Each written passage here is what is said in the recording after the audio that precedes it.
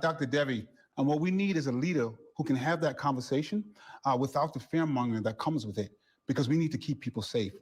Well, I agree with that. But then I think I'm that leader as opposed to you, because you have had that position for 3 years and that hasn't happened. Most Republicans in New York strongly supported Donald Trump and his policies as president. Overall, do you think he was good for New York City? And I'm wondering if you would accept his endorsement in this race. Well, overall, in terms of Donald Trump, I think that he has highlighted a big problem that we have in this city, which is corruption across the country. Corruption, I mean, when I think about what's going on, just yesterday, New York City, NYC, and in terms of the Department of Homeless Services, there was something that came out that Aguila, this is a provider that received $250 million in money from contracts, the city contract. So basically, what I noticed is that they declared bankruptcy, and all of a sudden, all of that money and all of those investigations, this Stitch James that's investigating them, a lot of it has been put to a halt because people can't look at it anymore once they decided to file for Chapter 11. So I think one thing that he brought out is that we need to look deeper in terms of corruption and what's going on. Where is all this money being hidden? Because when I think about Thrive NYC and other programs that we've had in New York City, we should be aggressively looking to see where is this corruption, where's the bureaucracy hiding all of these lost funds, and what's happening to New Yorkers. In terms of accepting an endorsement, I'll accept an endorsement from anyone. I've accepted endorsements from people who like Trump. I've accepted endorsements from socialists as well. So there are a lot of people that support my campaign because I've been arguing for fairness, transparency, and predictability, which I think everybody can agree on, regardless of their political beliefs. The public advocate appoints a member to the Civilian Complaint Review Board, which is that 15-member body that recommends discipline for officers, including a report this week that they issued about dozens of police officers whose conduct connected to the protest was found to have been abusive in some cases and worthy of further investigation and perhaps sanctions. Do you think that there, in general, are individual bad officers or making poor decisions, or is there a systemic problem, especially when it comes to policing protests, Dr. Devi?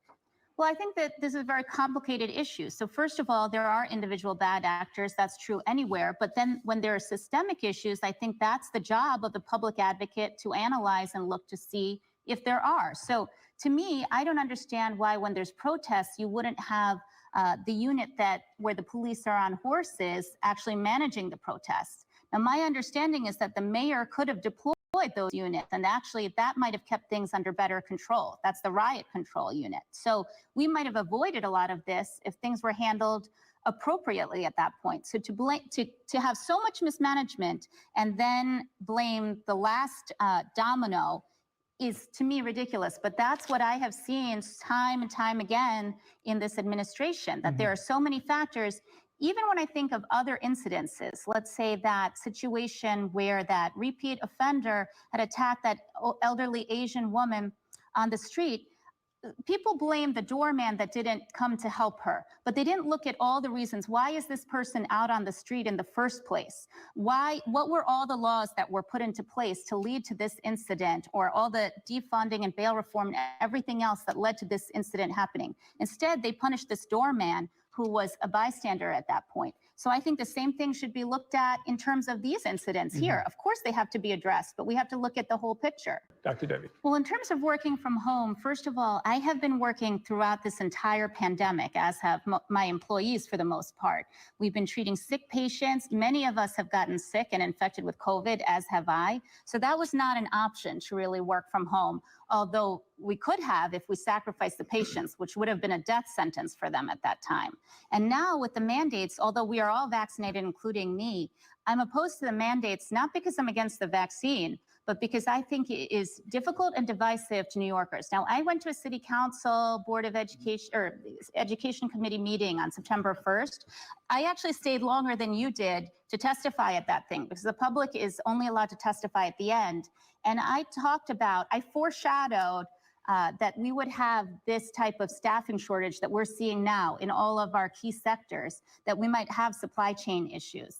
And that's the main reason I'm seeing a problem. It's creating a lot of polarization within our society. It's infringing on people's civil liberties, and they are very upset.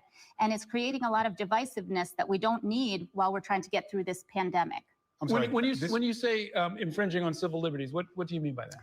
Well, there are a lot of people who believe that they should have control over their own bodies, and I believe that too. The Department of Health just this morning said that racism is now a public health issue, which I think is just a great declaration. I'd just like to know, as a physician, what you've done on the ground to help with this issue and what you would do as public advocate.